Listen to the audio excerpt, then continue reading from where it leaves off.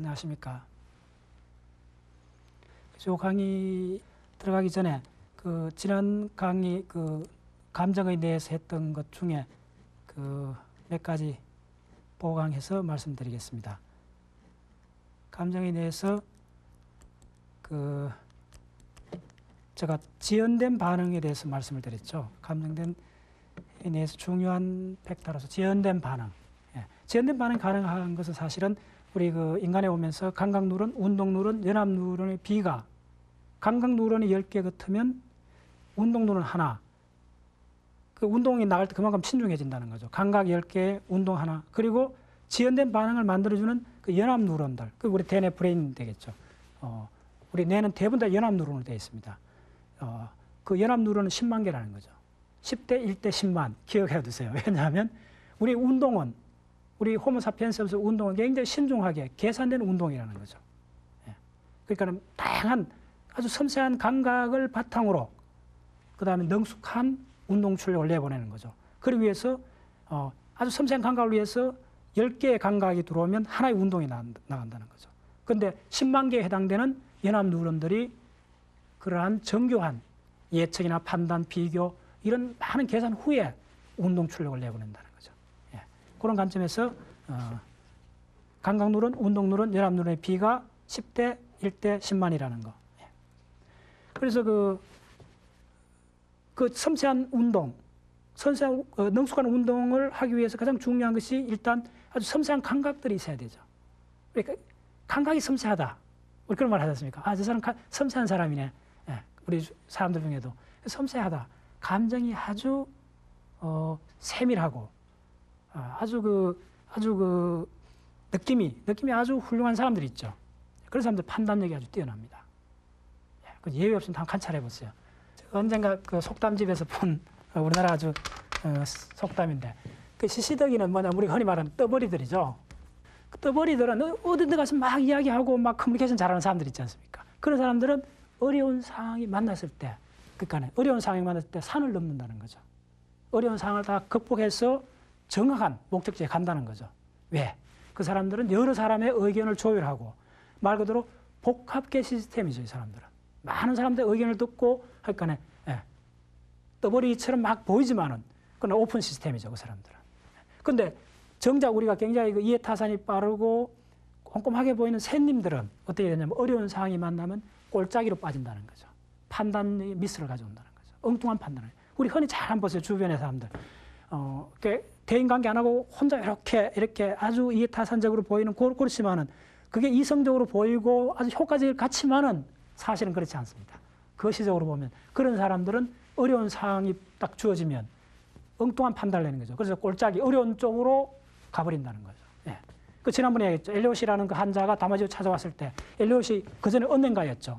근데 아나 전두엽에 종양이 생긴 이 사람이 결국은 어떻게 되냐 하면 감정이 없어져 버린 거죠. 플랫해진 거죠. 감정이 없어지니까 그 사람이 어떻게 됩니까? 나중에 파산을 당하는데 친구를 사귀어도 항상 사기꾼을 사귀는 거예요. 그전에는 30대 중반의 언행가로서 아주 사리분별 있게 잘했는데 그럼 뭐냐? 그래서 그때는 감정이 풍부해서 정확한 판단을 내렸는데 감정이 훼손되고 나니까 먼저 다가오는 것이 대인관계에 있어서 만나는 사람마다 사기꾼을 먼저 선호하는 거죠. 우리가 사기꾼들이라는 사람들 어떻습니까? 짧은 논리를 바탕으로 해서 들어오는 쪽이죠. 그걸 깨뚫고 보면 우리는 금방 하지 않습니까? 어떤 사람이 신뢰성이 없다 우리는 어떻게 합니까? 논리적으로 합니까? 아니죠. 적극적으로 알죠. 어떻게? 느낌으로 하지 않습니까? 그게 바로 전 시간에 이야기했던 느낌이 어때 그 동작을 하느냐 하면 비표준적인 입력. 입력이 아주 다양할 때 어떤 사람 딱 와서 우리가 판단을 내려야 된다. 어떤 사건이나 사안별로 우리가 판단 내렸을 때 그 들어오는 입력 소스가 표준화 안 돼 있죠. 그때는 우리가 이성적으로 논리적으로 따질 수 있습니까? 아니죠. 그러나 우리는 매 순간 판단하죠. 알죠. 적극적으로 알죠. 어떻게? 느낌이란 메커니즘을 통해서 하는 거죠. 저 사람 저런 상황 이렇게 했다. 금방 알지 않습니까? 그래서 느낌이야말로 아주 고등한 이성은 어쩌면 찾아볼 수 없는 그런 근거 없는 토끼풀 같을 수도 있는데 느낌은 다마지오 그리고 많은 연구자들의 연구 결과를 보면 느낌은 명확한 근거가 있습니다. 브레인적으로. 그 근거가 어떠냐? 느낌이 표출되는 느낌이 사실은 계산되고 많은 관련을 맺고 정보를 모으는 부분은 느낌은 역시 뭐 전대생해라든지 복내측 전전두엽이라든지 여러 가지 전두엽 아주 하이 레벨의 브레인을 쓰는데 느낌을 표출하는 부위는 어딘지 하면 뇌관입니다. 뇌관. 연수 위에 있는 그 중뇌까지 요쪽에 있는 그 아주 그 중심적인 그 뇌관에서 우리는 느낌을 위에서 계산한 느낌을 행동으로 표출합니다. 그래서 우리는 울기도 하고 웃기도 하고 많은 반응들, 느낌의 감정의 신체적 표현을 하게 되는 거죠. 감정의 신체적 표현은 뇌관, 브레인스템에서 기원하는 겁니다. 명확한 부위들이 있습니다. 느낌과 감정을 프로세스하는 양상을 보시면 지난 시간에 이야기했듯이 후섬유단이 굉장히 크죠. 후섬유단을 해주는 것이 올라오는 그 방사관, 뇌섬유막을 통해서 올라오는 것들이 있죠. 예. 그리고 또 내려갈 때도 보시면 주체로 이야기를 했죠. 그 올라올 때는 후섬유단, 내측 섬유띠를 중심으로 해서 1차 체감각 영역으로 방사가 되죠. 내려올 때는 어떻게 됩니까? 1차 운동 영역, 많은 계산을 끝에서 프리모터 영역 거쳐서 1차 운동 영역 내려오면 막바로 쭉 척추로 내려오죠. 그게 바로 추체로죠. 그 추체로야말로 인간의 능숙한 동작을 가능하게 해준 아주 근본적인 거죠. 척추 이쪽에 이렇게 이제 이쪽 연수 요까지가 이제 뭐냐 하면 대략 여기까지가 뇌관에 해당되죠. 뇌관에 있는 것이 바로 유명한 렉티큘러 포메이션 거물 형성체가 있고 그 위에 뭐가 있느냐 하면 이쯤에 정전핵이 있죠. 정전핵이 있고 요 위에 보면 상구, 하구가 있지 않습니까? 상구 쪽에 있는 게 바로 그 시계라는 게 있습니다. 시계. 그 다음에 요 위에 조금 더 위에 거의 같은 레벨이 이쪽이 뭐냐면 뇌들 적핵이 있죠. 자, 이게 무슨 이야기냐면 거물 형성체는 물고기에 시작됩니다. 물고기. 여러분들 장어, 뱀장어 생각하세요. 장어 같은 거. 물고기 이렇게 탁 잡아서 꼬리 팍 이렇게 치지 않습니까? 아주 강한 그 빠른 동작. 그 이제 거물 형성체하고 관련이 있습니다. 그 다음에 물고기들 결국 어떻게 육지로 올라오지 않습니까? 육지로 올라온다는 게 이제 그 시라칸스 같은 거 이렇게 보면 그 물고기 결국은 앞지르르미, 뒷지르르미가 육지로 올라오면서 앞발, 뒷발이 됩니다. 그걸 뭐라 하냐면 사지동물이라 합니다. 사지동물은 곧장 그 물고기 앞지르르미, 뒷지르르미가 이제 다리로 바뀐 거죠. 팔이라는 개념보다 다리라는 개념이 더 정확합니다. 어떻게 보면. 육지로 올라오면서 이렇게 내 다리로 걷게 되는 거죠. 그래서 물고기가 육지로 올라왔을 때 가장 중요한 게 뭡니까? 먼저 어떻게 되죠? 운동을 하기 위해서 가장 먼저 선행돼야 될 것이 뭐냐면 균형입니다. 균형.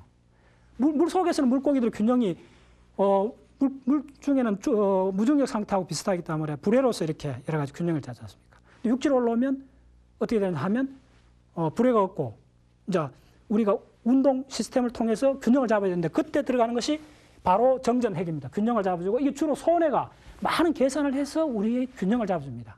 그래서 우리가 균형을 잡는다 했을 때 균형을 이루는 기관은 대략 3가지입니다.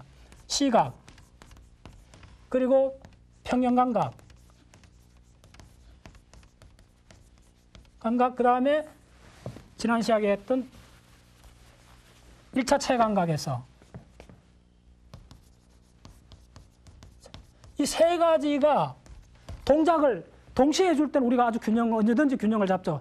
중력 하에서 육지 표면을 아주 불균형한 표면을 우리가 언제든지 걸어갈 수가 있는데 이 3가지 중에 중요한 법칙이 뭐냐면 2개 이상 동작을 해야 균형을 잡습니다. 만약에 이 2개 이 중에 하나만 살아있다. 시각만 살아있다든지 체감각 하나만 살아있으면 넘어집니다. 그래서 육지로 올라오면서 중요한 것이 균형을 잡는 거. 균형을 잡고 나서 자 육지로 올라왔다는 건 동물이고 동물은 어디론가 가야 되죠. 가야 된다 말은 뭐냐면 뭘 봐야 되는 거죠. 앞을 봐야죠. 어떤 장애물이 있는가 봐야 됐을 때 필요한 게 시각이 이제 시계죠. 그 다음에 이제 이 사지동물의 내 다리가 교본으로 움직여줘야 되죠. 아주 하모닉하게 교본을 움직여주는데 필요한 게 레드 뉴클레어스, 적핵이 됩니다. 그래서 요 4가지가 바로 유명한 그 운동신경의 뭐냐면 거물 척수로, 그 다음에 전정 척수로, 그 다음에 시계 척수로, 그리고 적핵 척수로. 이게 유명한 하행 운동 통로입니다. 섬유 다발이 쭉 해서 척추까지 늘어나요. 전부 척추로 늘어오지 않습니까? 다 척추로 늘어오는 4가지 신경 섬유 다발의 그 통로들입니다. 신경로라 그러죠. 이 4가지 신경로는 제가 봤을 때는 우리는 물론 갖고 있죠. 이게 동물한테서 항상 있는 이 4가지 신경 시스템입니다. 근데 우리 인간으로 오면, 자, 여기서 아주 특이한 하나의 신경 시스템이 영장류, 특히 영장류에서 호모사피엔스, 우리 인류한테 오면서 특별하게 발달된 하행 신경 루트가 있습니다. 그것이 뭐냐 하면 중심류를 중심으로 해서 있는 운동 영역이죠. 예, 이쪽에 전운동, 보완운동, 이쪽에 있는 1차 운동. 1차 운동 영역 M1에서부터 이렇게 늘어오는 이 신경 섬유 다발이, 이것이 유명한 주체로죠. 예, 이 주체로가 이렇게 늘어나서 내관 쪽에서 손의 앞쪽에서 붉어진 그것이 뭐냐면 내교 영역이 되고, 그 밑에서 늘어와서 연수에서 이 신경 섬유 다발이 여기서 엄청난 큰 다발이 늘어옵니다. 그 다발이 연수에서 교차를 해요. 그 연수에서 교차를 하기 때문에 바깥에서 보면 외과적으로 보면 굉장히 두꺼워진 거죠. 그걸 뭐냐면 그걸 피라미드라고 합니다. 피라미드처럼 붉어져 나왔기 때문에 피라미드라고, 그걸 한자로 주체. 그래서 이걸 주체로로 합니다. 주체로에서 가장 핵심이 뭐냐면 이 주체로가 이렇게 쭉 늘어옵니다. 늘어왔을 때 이걸 단면을 잘라보면, 지난 시간에 이야기했듯이 척추 단면을 잘라보면, 예, 이게 세포체죠. 척추 단면에서 신경 섬유 다발은 대부분 이 외측에 이렇게 신경 섬유 다발이 지나가는데, 이 외측에 지나가는 신경 섬유 다발에서 가장 넓은 면적이 차지하는 이 후섬유단이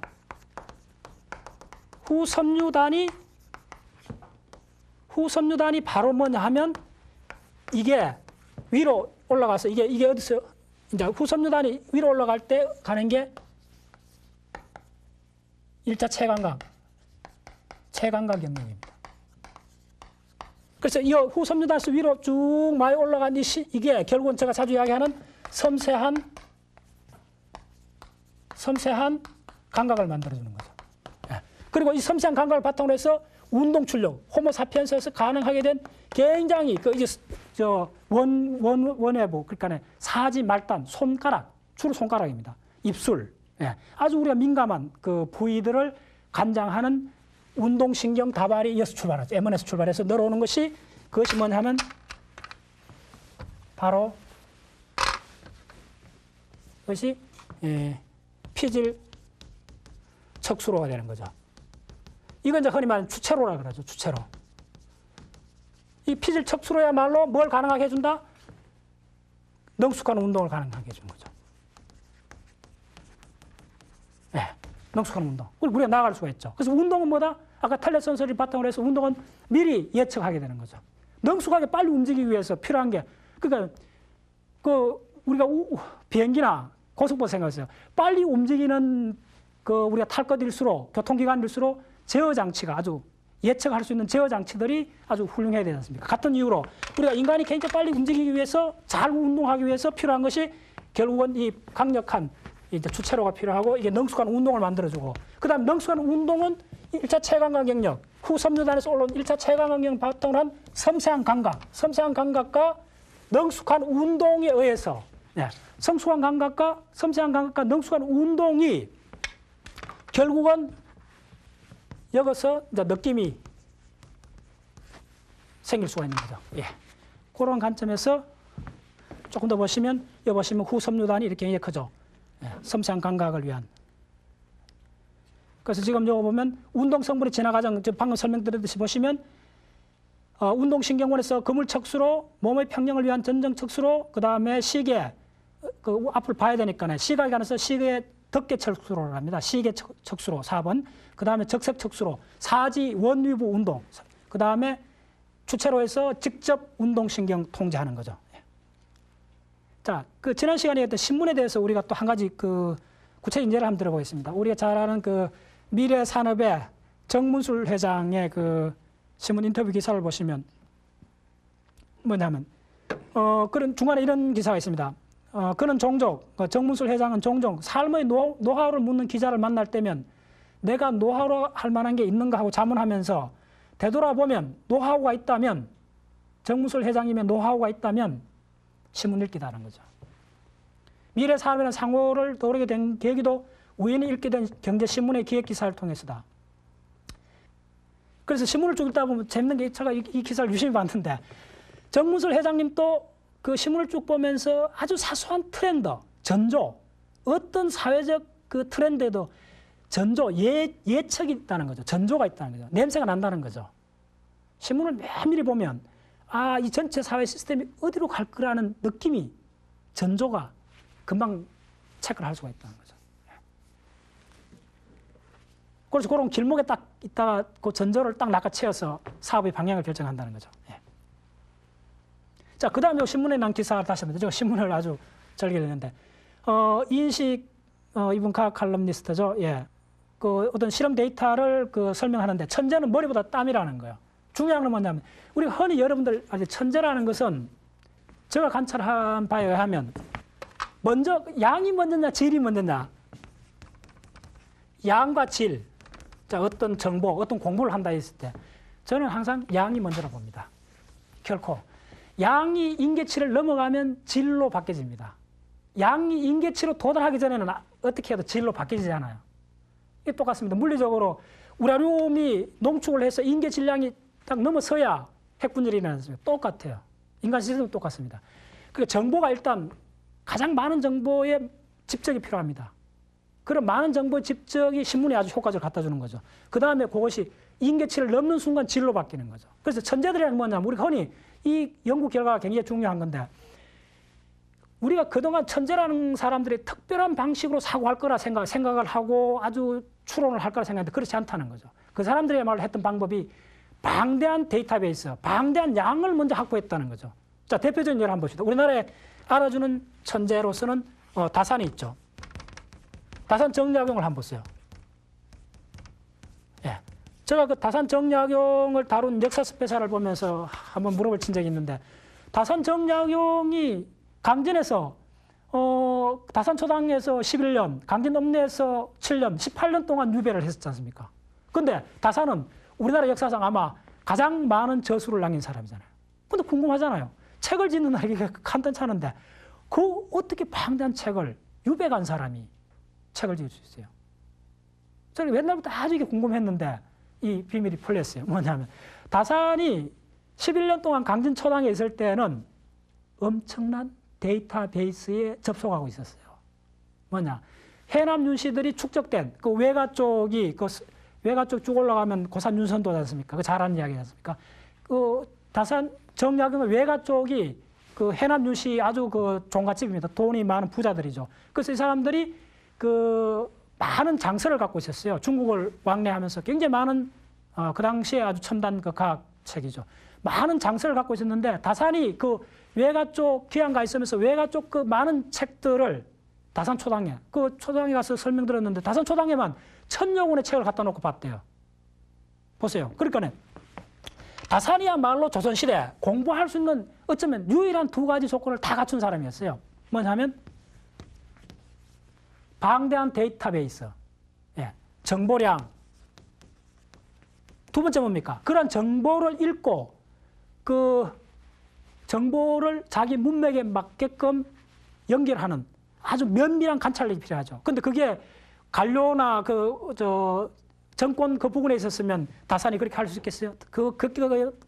격동하는 당정 속에서는 마음의 평정심을 가질 수가 없죠. 근데 다산 초당에서 11년 이내 동안은 시간적으로 완전히 자기가 마음대로 처리할 수 있는 시간을 갖고 환경도 고요했고, 그러니까 방대한 데이터베이스 플러스 고요한 내적 평정, 내적 느낌, 그런 균형의 세계를 갖고 있었던 거죠. 그래서 다산은 다산도 사실은 양보다 질을 봤을 때는 저는 양에서부터 먼저 출발했다 봅니다. 양 엄청나게 많은 방대한 데이터베이스, 그 당시에 많은 서적을 섭렵하면서 그것이 이제 체계화되면서 이제 질로 바뀌어진 거죠. 자, 그래서 이쪽에 그 인식 이번에 칼럼에서 나왔던 게 뭐냐 하면, 천재의 수수께끼에 도전한 인지과학자들은 천재나 범인 모두 문제 해결 방식은 동일한 과정을 받는다는 사실을 밝혀냈다는 거예요. 다시 말해 천재와 보통 사람 사이의 지적 능력 차이는 질보다 양의 문제라는 거예요. 질보다 양의 문제라는 거예요. 예. 그 신경루터에 대한 몇 가지 입체적 그림을 보여드리겠습니다. 지금까지 칠판에 쭉 설명한 내용들을 그 아래 그림들을 보면 금방 감을 잡을 수 있을 겁니다. 여기서 보여주는 것은 내낭을 통한 그 주체로에서 신경섬유다발이 보이죠. 예. 주체로 밑으로 내려오면서 그 연수 메둘라에서 주체로로 내려오는 신경섬유다발이 교차하는 부위를 보여주고 있습니다. 예. 입체적으로 보면 자, 내측 섬유띠, 이거는 이제 1차 채광경 영역으로 올라가는 그 내측 섬유띠, 후섬유단 내측 섬유띠를 쭉 해서 올라와서 어딥니까? VLP, VPL 요 영역이죠. 시상 배측, 후 외측 핵을 중계로 해서 1차 채광각 영역으로 올라가는 감각, 촉각 루트를 보여주고 있습니다. 예. 요거는 이제 통증을 매개로 해주는 그 척수 시상로. 시상은 그 여러 가지 감각 중에 통증하고 상당히 관계가 많은데 시상에서 실제로 통증의 일부를 느낄 수 있다고 합니다. 그래서 시상에서 척추로 가는 구척수 시상로하고 신척수 시상로가 그림에 보여져 있죠. 예. 그다음 요 그림은 굉장히 중요합니다. 요 그림은 뭐냐 하면 그 여러분들이 감각 여러 가지 감각 입력을 받는 그 말단 감각 수용기 촉각이든 그 압력, 진동, 온도, 약간 통증 이런 모든 그 감각 말단은 사실은 뭐로 되어 있느냐? 예. 그 감각 말단은 사실은 뭐로 되어 있느냐 하면 자, 요 점이 감각 말단은 감각 수용기 말단은 뭐냐 하면 축색입니다. 축색. 감각 수용기 말단이 축색이라는 거. 근데 이 무수 축색입니다. 보통 우리가 유수신경계에서는 미엘린 수초나 이렇게 감겨져 있지 않습니까? 감각신경 말단에서는 축색에서 그 미엘린 수초가 탈락돼 버리고 축색이 그대로 말단 피부 표면까지 올라와 있는 상태입니다. 물론 그 부에 그 피낭이 그 이렇게 막으로 이렇게 사해진 경우도 있고 자유 노출된 상태도 있는데 어쨌거나 중요한 것은 우리 신경 섬유의 그 축색이 피부 표면까지 거의 가까이까지 나와 있는 상태. 그게 사실은 말단 수용기의 형태입니다. 요 그림에서 보시면 요것이 아주 그 곡선형으로 보이는 요것이 리셉트 액션이지 않습니까? 예, 수용기 축색입니다. 예. 그다음 요거는 이제 그 우리 얼굴 위에 있는 여러 가지 그 뇌신경 핵들을 보여주겠습니다.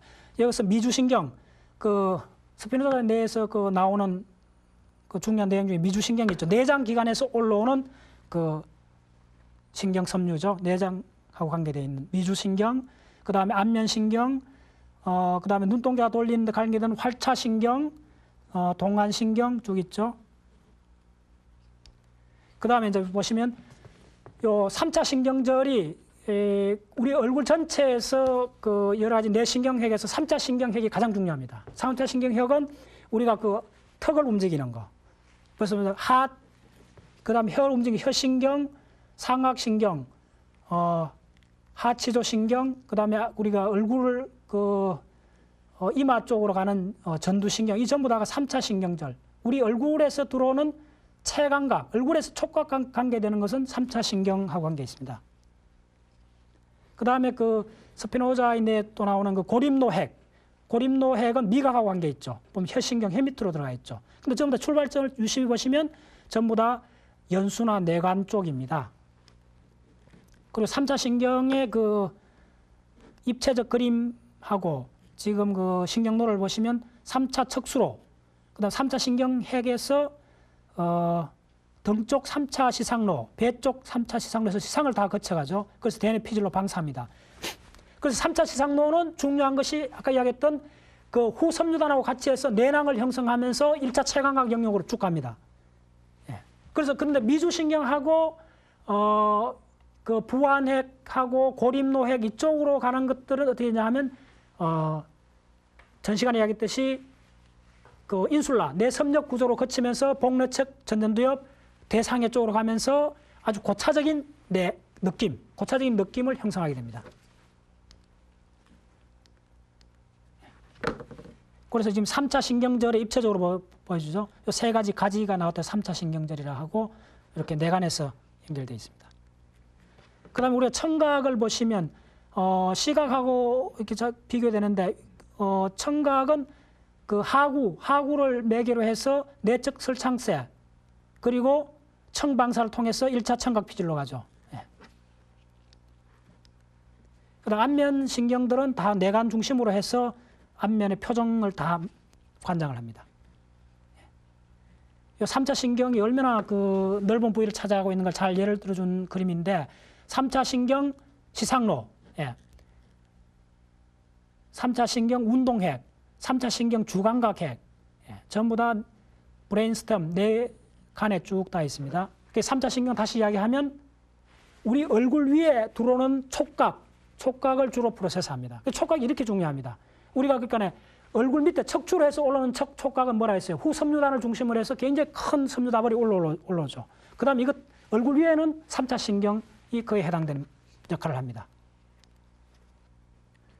감각에 대해서 한 가지 더 그 신문에 난 걸 말씀드리면 뉴욕 타임즈 매거진에서 난 건데 2002년도에 난 그 기사를 한번 말씀드리겠습니다. 이건 뭐냐면 여기도 어떤 여자 환자를 간질병 환자를 치료를 하는 과정에서 그 의사가 탐침을 갖고 이렇게 추적하는 과정에서 그 수술을 받고 있는 43세 여자가 갑자기 놀라서 이야기하는 거예요. 뭐냐면 탐침을 딱딱 이렇게 해가 전류를 흘렸는데 어느 부위를 건드렸죠. 그랬더니 이 여자 환자 하는 이야기 뭐냐면 그 여자가 자기가 몸이 붕 떠서 그 수술실 천장에서 자기가 수술하고 있는 걸 바라보고 있다는 거예요.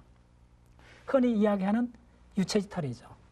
아웃 오브 바디 익스피리언스, 아웃 오브 바디 경험이라서 이거는 아주 전문적으로 지금 연구를 하고 있습니다. 내과학에서. 중요한 것은 유체이탈 실험, 유체이탈 현상은 우리가 누구나 예외 없이 해볼 수 있는 그 브레인 실험입니다. 할 수 있습니다. 유체이탈. 예. 그 증거로서 여러분들 지난 시간에 했던 그 브레인 그의 그 100가지 실험을 모은 그 책이 소개해드렸죠. 그 책의 뒷장에 가면 뭐 나오냐 하면 유체이탈을 실험하는 그가 한 챕터로 되어 있습니다. 각자 해볼 수 있습니다.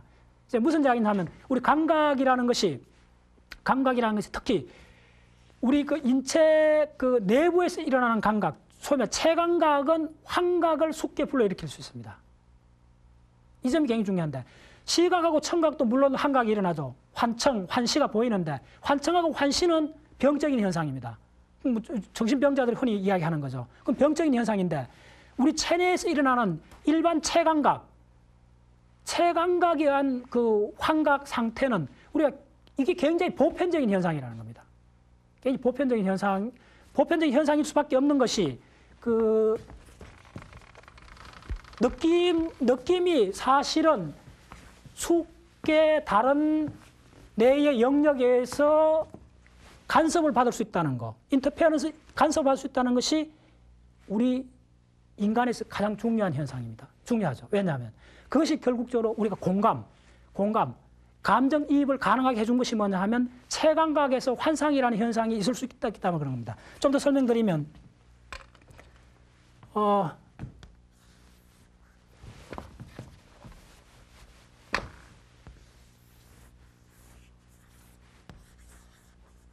자, 브레인 전체 영역에서 말씀드렸듯이 체감각은 어디서 하느냐면 1차 체감각은 여기서 하죠. 후섬유단 내적 섬유띠에서 올라온 1차 체감각 이쪽에서 하죠. 그 다음에 그 스피노자 내에서 끊임없이 이야기하는 체감각은 뭐냐면 이게 이제 S1 영역이고 S2 영역이 있죠. 연합 체감각이 있죠. 연합 체감각에서 문제가 생기면 어떻게 되느냐 하면 동전을 만져도 이게 동전인지 못 알아봐요. 눈으로 보면 아는데 이제 우리가 호주머니 손 넣고 동전을 만지면 이게 뭔지 몰라요.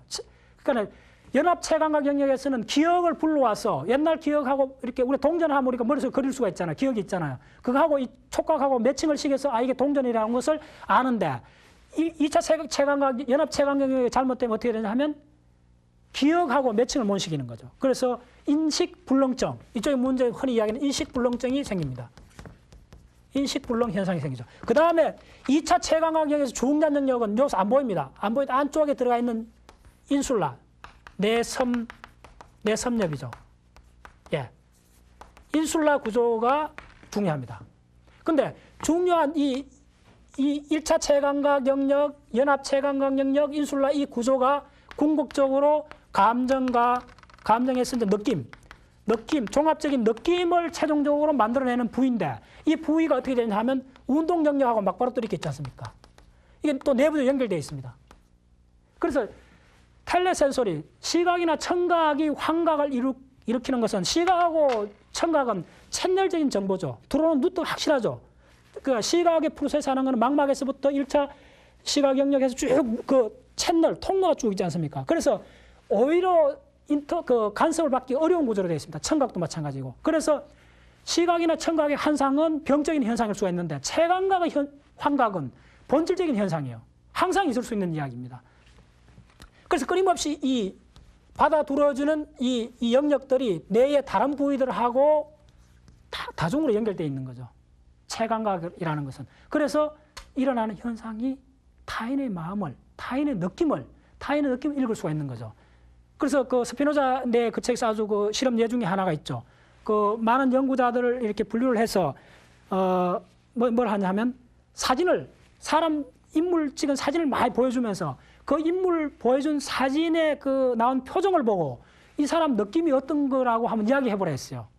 뭐 보통 사람 다 알죠. 웃는 얼굴은 웃는다 하고 슬프다 하면 슬픈 느낌을 금방 알 수 있잖아요. 그런데 두 종류 환자들은 사진을 보고도 이게 무슨 느낌인지 이야기를 못 했대요. 당연하게 첫 번째 환자들은 뭐냐 하면 2차 시각 영역, 그러니까 시각 정보를 모아서 전체 그림을 만들어주는 영역이 고장난 사람들은 장면을 봐도 전체 그림을 못 만들어내니까 느낌을 이야기를 못 했고, 두 번째 환자들은 뭐냐 하면 뇌섬엽에 문제가 생긴 사람들은 사진을 봐도 이게 무슨 느낌인지, 이 사람 인상이 무슨 느낌인지 이야기를 못 했대요. 예. 그래서 아주 리얼한 증거인데, 다시 이 환자인 경우도 그 채광각하고 좀 관계 있는데, 결국은 이 자기가 이렇게 유체이탈하는 현상도 같이 맥락이 보이죠. 예. 자, 요 실험은 그 좀 아주 교과서적이고 오래된 실험인데, 이렇게 현광판에 이렇게 전구를 전멸시키는 거죠. 이런 패턴으로 방사선으로 된 이런 패턴을 이렇게 그 LED 같은 걸로 계속 이렇게 보이는 거죠. 플래시를 시키고, 그리고 원숭이한테 요걸 한쪽 눈으로 보게 하고 나서 원숭이를 마취시키고 원숭이의 시각 영역을 보니까 요 형광판 디스플레이된 요 패턴 그대로 그 시각 영역에서 그 패턴이 그대로 그 염색을 했을 때 이렇게 나타나는 거죠. 예.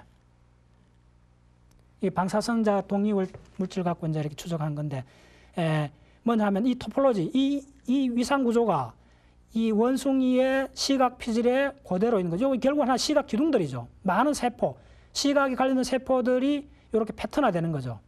이렇게 액티베이션, 이렇게 액티브한 패턴을 그린다는 거죠. 그럼 무슨 이야기냐면 바깥 세상을 등형으로 그대로 시각, 1차 시각에서는 그대로 매핑을 한다는 거죠.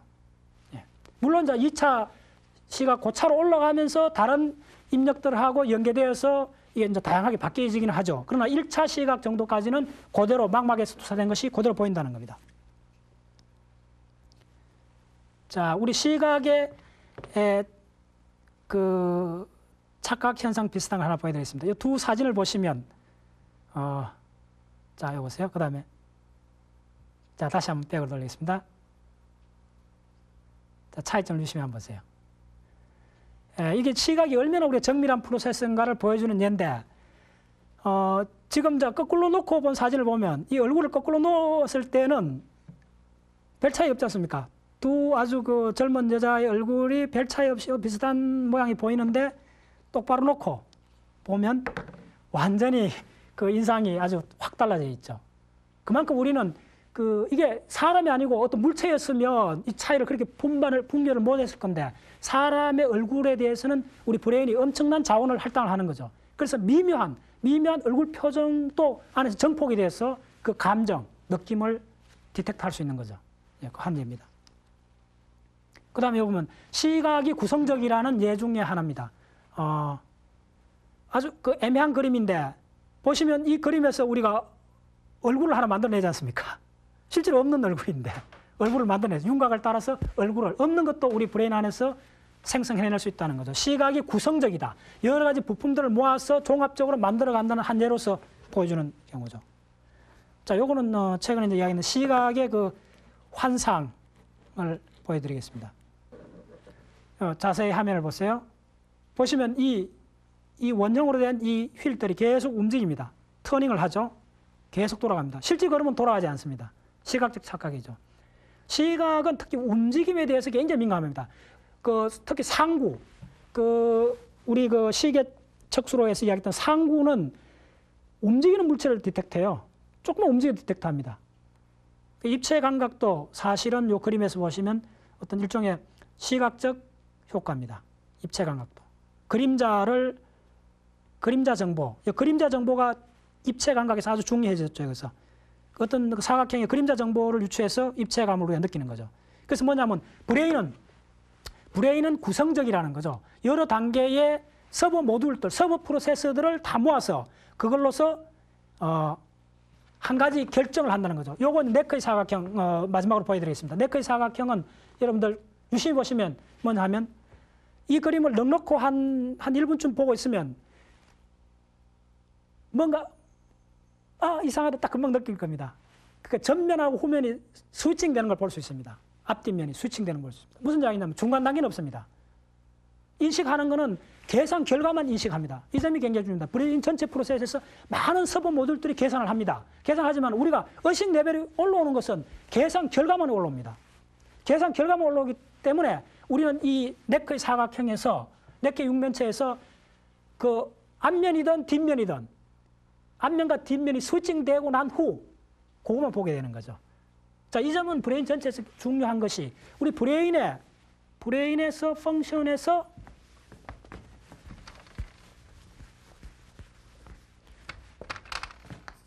뇌 활동의 95%는 의식되지 않습니다.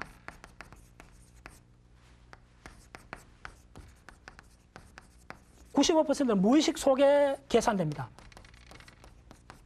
의식은 5%입니다. 의식의 레벨 위에 올라오는 행위들, 인식작용은 5%밖에 안 된다는 겁니다.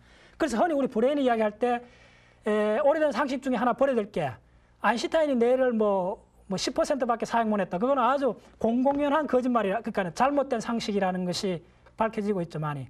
그 별로 의미 없는 이야기입니다. 그거 인터넷 들어가 보시면 아인슈타인이 10%밖에 뇌를 사용하지 않았다는 그거를 반박하는 사이트가 있습니다. 많은 자료를 해서 왜 그게 일반이 상시가 되었는가를 역사적으로 추적해서 그거 다 밝혀내는 사이트가 있고, 내각적으로 봐도 10%밖에 안 쓴다 이런 건 별로 의미가 없는 그 논점입니다. 그러나 우리 뇌 활동의 95%가 의식화되지 않는다는 이거는 거의 지금 밝혀져 가고 있는 과학적 사실입니다. 그래서 그중에 의식화되지 않는 브레인 활동 중에 상당히 중요한 가장 많은 퍼센트를 차지한 게 뭐냐면 손에서 우리 몸에 각 근육에서 오는 신경 정보를 종합해서 우리의 그 균형을 잡아주는, 이거는 엄청난 많은 계산 결과입니다. 그건 하나도 의식화되지 않습니다. 거대한 무의식 덩어리에서 계산이 끝난 상태만 우리한테 통보가 되는 거죠. 예, 운동 영역으로. 그 과정을 사실은 제가 이나스 책에서 끊임없이 이야기하는 것이 그 계산의 과잉, 그 이야기를 합니다. 엄청나게 계산을 해야 되는데 그 계산을 간단하기 위한 그 메커니즘들이 진행해온 과정을 쭉 설명합니다. 그 배경에는 우리의 95%에서 가장 많이 차지하는 손해의 무의식적 계산 결과들. 그게 뭐냐면 우리 모든 근육에는 건방추라는 게 있습니다. 그 다음에 골기 근육, 힘줄, 그쪽에도 다 신경 섬유들이 다 들어가 있습니다. 그 신경 섬유들이 우리가 매 순간 움직일 때마다 일어나고 있는 모든 우리의 그 위치 감각, 촉각, 여러 가지 그 정보들, 브레인이 앞으로 운동해야 될 때 레퍼런스로 삼아야 될 모든 정보 데이터베이스를 손해에서 제공하고 있습니다. 어떻게? 손해는 원천적으로